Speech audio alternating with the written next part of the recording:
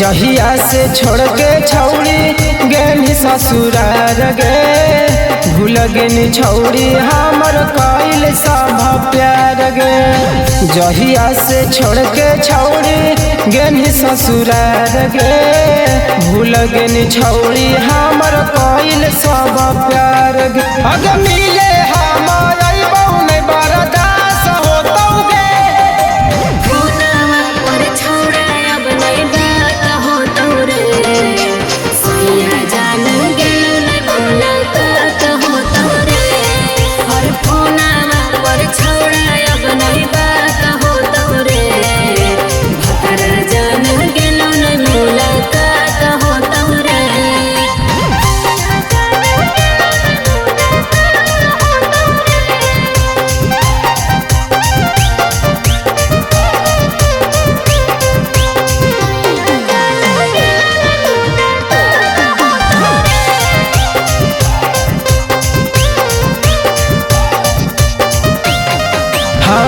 हम नहीं जानलियो ऐसन होतौ मुलाकात में।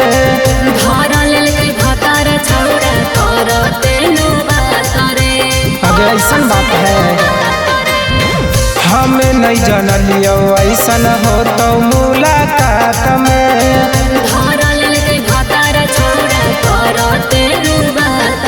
अगे अब की बार इंटरी कुछ खास होतौ गे,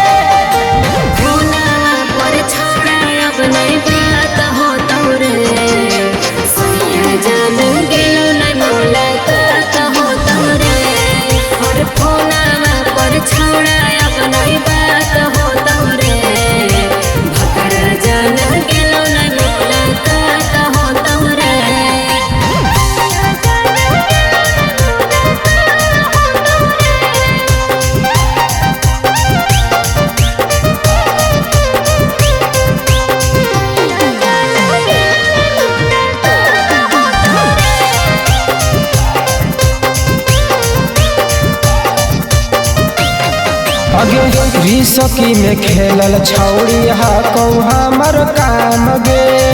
ससुरा में छौड़ा नमवा होतहि बदनाम रे।